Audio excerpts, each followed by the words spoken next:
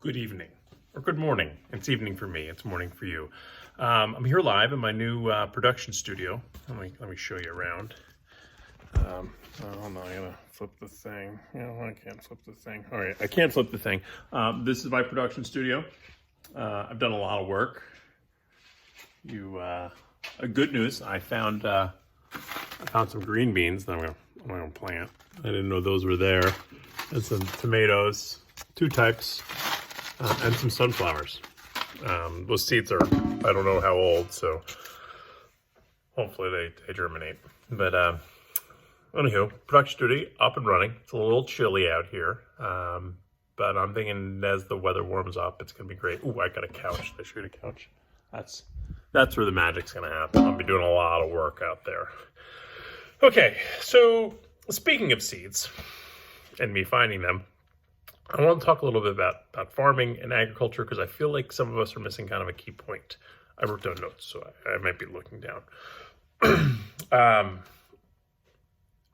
Agriculture, first of all, when I say agriculture, what I mean is farming, and I mean farming of animals and plants. So growing tomatoes or corn is actually, or wheat or sorghum, all of those are an example. As are raising pigs or raising sheep or raising cattle. That's all agriculture. I think of that, and I think this is the best way to think of it, as food production. So ultimately, farms were a way of producing food, just like hunting and gathering. Hunting and gathering was a way to produce food. The main difference is that farming is incredibly more efficient. I'm hesitant to say better, but I'm willing to say, wow, I was really close. I'm willing to say efficient. And what I mean by efficient is you can grow more food with less energy and less space.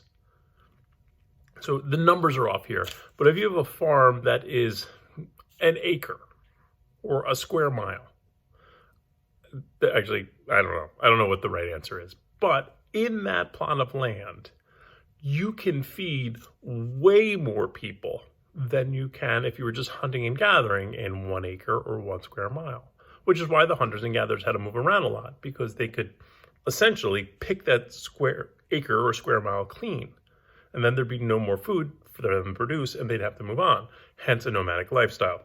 Well, farmers, they plop down, they build their farm on their acre or their square mile or 10 square miles. I literally know nothing about farming, so maybe I'm not quite the best person to give this lecture, but, sorry, I just got an email, totally distracted me. That's the downside of the production videos. I still get the emails. Where was I? Square mile, farming, I don't know anything. Oh, wow, this is kind of embarrassing. Anywho, they were way more efficient in that square mile in producing food. So they could not only produce food for themselves, but they could, in fact, produce food for other people. I'm going to guess at a number here and say 10. So one farm that was X square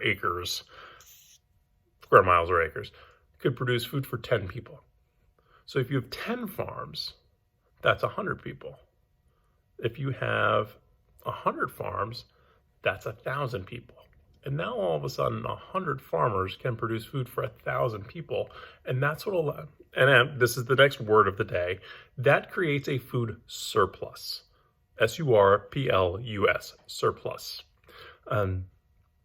Sorry, I just had a flashback to my 4th grade spelling bee. What the surplus allows people to do is not, their main job no longer has to be producing food, because that's the role of the farmers. The farmers can produce enough food so other people can go out and do other things.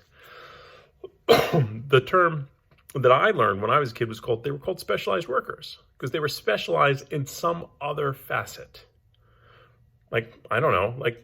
Teaching, or being in the government, or being a soldier, or being an iron worker, a blacksmith. All of those are jobs that don't produce food, and they can only exist if someone is producing food for them. So, in review, because I've already gone on for almost 5 minutes here. Point 1, food production. There's 2 main forms of food production. 1, hunting and gathering, which works great. It worked great for human beings for like 200,000 years. But it is less efficient than farming. So when farms start to appear, more food is produced. Which leads to point number 2, which is if you create too much food that one person can eat, you have a surplus, which allows people to do other things.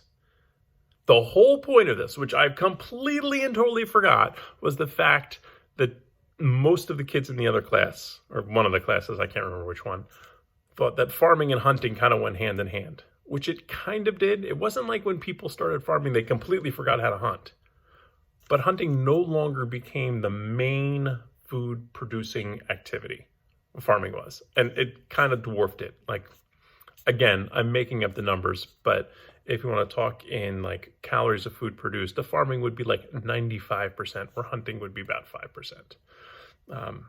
So farming, very efficient, produces a lot of food, creates a surplus, allows people to do other things. That's what I got for you. Have a great day.